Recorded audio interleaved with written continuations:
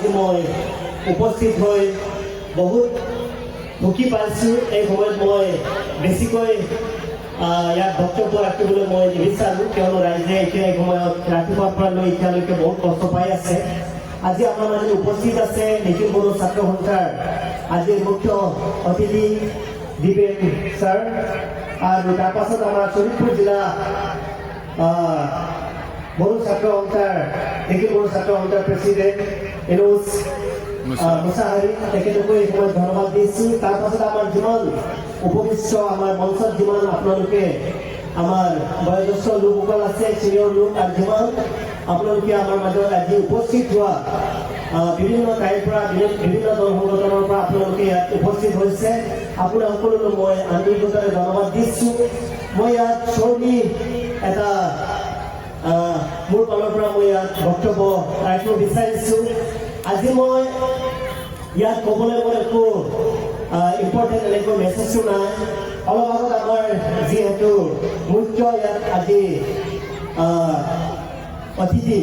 দীপেন ছাৰে যি বক্তব্য ৰাখিছিলে, মইতো বহুত ভাবি আছিলোঁ যে আমাৰ মিচি জনগোষ্ঠীৰ লোকসকলক আমাৰ বড়ো দাদা ভাইসকলে আপোনালোকে পাহৰি গ'ল নেকি বুলি ভাবি আছিলোঁ, কিন্তু দীপেন ছাৰৰ মুখৰ পৰা খুব আগত আমি শুনিবলৈ পাই সঁচাকৈ আমি বহুত সুখী পাইছোঁ। কিয়নো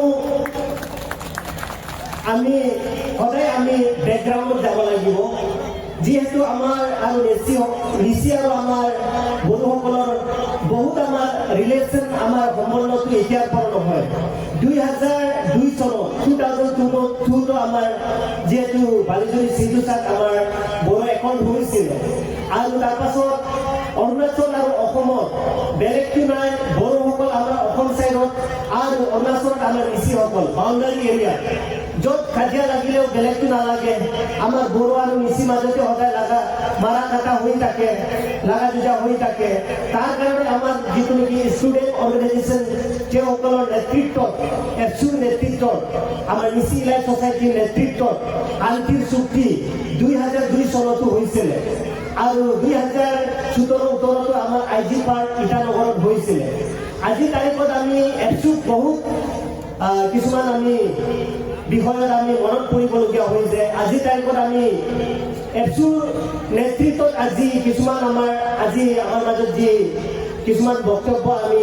দাঙি ধৰিবলৈ আমাৰ কিছুমান কথা আমি নিতান্ত দৰকাৰ। যিহেতু আমি এতিয়া মাটি পট্টা যি পাইছে, আপোনালোকে এনেই পাইছে বুলি ভাবিব নালাগে, আৰু আমাৰ নিচিসকলৰ ইয়াত ক্ৰেডিট কি আছে বুলি ক'লে আপোনালোকে যোনজনে অফিচিয়েলি সেই সময়ত প্ৰমোদ বড়ো ছাৰ প্ৰেচিডেণ্ট আছিলে, আৰু সেই সময়ত আমাৰ নিচি ইলাইট ছ'চাইটিৰ ছেক্ৰেটাৰী ইনচাৰ্জ আছিলে মোৰ নিজৰ দাদা আছিলে পেৰুচিৰি ছাৰ। অলপ আগতে আপোনালোকৰ ওচৰত ইয়াত কিবা কোৱা ইয়াৰ নামটো লোৱা হৈছিলে। আমাৰ নিচি জনগোষ্ঠী অৰুণাচলত এটা মেজৰ ট্ৰাইব হয়, তাত মোৰ দেন 5 লাখ পপুলেশ্যন আছে। তাৰে পৰা 8টা ডিষ্ট্ৰিক্টত আমাৰ নিচি জনগোষ্ঠীসকলে তাত ৰুল কৰে, আৰু 9টা হৈ আমাৰ আছামত যিমান নিচি জনগোষ্ঠী, যাক আমি দফলা বুলি জনা যায়, আমি ইয়াত অসমত যিমান নিচিসকল আছে তাৰে ছেক্ৰেটাৰী ইনচাৰ্জ হিচাপত নিচি ইলাইট ছ'চাইটিৰ মোৰ দায়িত্বটো দিয়া হৈছে।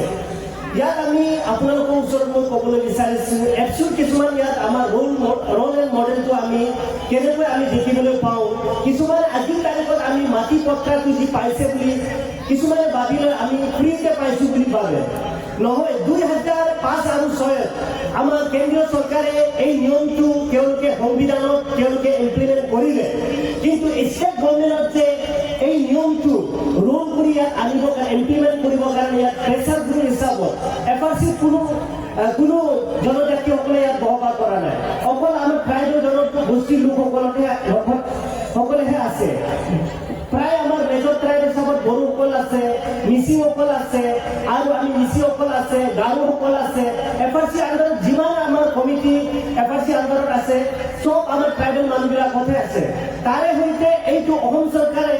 এই নিয়মটো 2008-09 চনৰ পৰা এতিয়া আমাৰ অসম গভৰ্ণমেণ্টত এইটো প্ৰযোজ্য কৰিলে, কিন্তু আজি কোনটো চনত আমি চলি আছো? 2026 চনতহে এই মাটি পট্টা আমি পাবলৈ কাৰণে আজিৰ তাৰিখত সক্ষম হৈছোঁ, কিন্তু সেই কাগজটো অফিসত এনে এই কাগজখন এনে আগুৱাই নাযায়। এফচুৱে ইয়াত বহুত প্ৰেছাৰ দিয়ে, কেতিয়াবা অসম বন্ধ দিয়ে, কেতিয়াবা ৰেল ট্ৰেক বন্ধ দি হয় তেওঁলোকৰ যি কিছুমান আমাৰ তেওঁলোকৰ যি কিবা আছে মেইন এজেণ্ডা আছে সেই সময়ত এছুটো লক্ষ্য আছিলে আসাম 50-50 আৰু লগতে আমাৰ যিমান জনজাতিসকলে য'ত বসবাস কৰিছে সেই ঠাইত টোটেল ম্যাদী পট্টা ইয়ানি ফৰেষ্ট ডুৱেলাৰ এক্ট এফআৰএ আণ্ডাৰত চব মাটি পট্টা পাব লাগে বুলি মেইন ৰোল তেওঁলোকৰ মেইন কিবা পষ্টটো এছুৰ সেইটো আছিলে সেই সময়ত তেওঁলোকে প্ৰেছাৰ দি কেনে আহি আজিৰ তাৰিখত আমি তেওঁলোকে যি প্ৰেছাৰ দিয়াত আমি অসম চৰকাৰে বাধ্য বুলিব লগা কৰি কেনে আজিৰ তাৰিখত আমি শান্তিভাৱে এই মাটি পট্টাটো হয়তো আমি আজি আমাৰ নিজৰ ঠাইত আমি লাভ কৰিবলৈ আমি সক্ষম হৈছোঁ আমি এই মাটি পট্টাটো এনে পোৱা নাই ইয়াত বহুত আমাৰ আন্দোলন আছিলে ইয়াত আমাৰ বহুত জনজাতিসকলৰ ইয়াত আমাৰ বহুত ক্ৰেডিট আছে তাৰ কাৰণে আমি এই সময়ত আজি আমাৰ মাজত উপস্থিত হৈছিলে আমাৰ চাৰিদুৱাৰ নদুৱাৰৰ যিটো নেকি আমাৰ বিধায়ক পদ্ম হাজৰিকা ছাৰে অলপ আগত আমাৰ মাজত উপস্থিত হৈ কেনে তেখেতে দুই একাষাৰ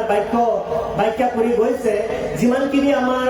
য'ত ট্ৰাইবেল এৰিয়া আছে সেই ঠাইতো কিছুমান ঠাইতো আজিলৈকে য'ত নেকি আমাৰ এফআৰচিত অন্তৰ্ভুক্তি হোৱা নাই বা আজিলৈকে এই পট্টাটো আজিলৈকে আদায় কৰিব পৰা নাই সেইখিনি কিছুমান কাম তেখেতে পূৰ কৰিব বুলি আশ্বাসন দি কেনে গৈছে তেখেতকো এই সময়ত মই এই মঞ্চৰ পৰা ধন্যবাদ দিছোঁ লগতে এই সময়ত মই ক'ব বিচাৰিছোঁ অৰুণাচল আণ্ডাৰত যিমান আমাৰ বড়ো লোকসকলে কিছুমানে মাৰ্কেটিং কিছুমানে বিজনেছ ব্যৱসায় কৰি বা কিবা এটা কামত গৈ কেনে যদি তাত কিবা এটা বিপদত পৰে বা কিবা এটা যদি তেনেকৈ যদি কিবা এটা যদি হাই কাজিয়া হৈ কেনে যদি তাত কিবা এটা দুখত পৰে যদি আপোনালোকে সেই সময়ত যেনেকুৱা হ'লে আপোনালোকে মনত কৰিব লাগে যে আমাৰ নিচীসকল আমাৰ অসমত আছে আপোনালোকে তাত যদি কিবা এটা প্ৰব্লেম থাকিলে মই নিচী ইলাইট ছ'চাইটি হৈ কিনে আপোনালোকক কিবা না কিবা এটা আপোনালোকক মই সহায় কৰিবলৈ মই প্ৰস্তুত আছোঁ আৰু আমাৰ অসমত যদি কিবা এটা যদি আমাৰ নিচীসকলে যদি প্ৰব্লেমত থাকে আমাৰ যিটো এছু আপোনালোকে আমাৰ জনজাতি হৈ কেনে আমাৰ কাৰণে আপোনালোকে মাত দিবলৈ সদায় আমাৰ কাৰণে আপোনালোকে চিন্তা কৰিব লাগে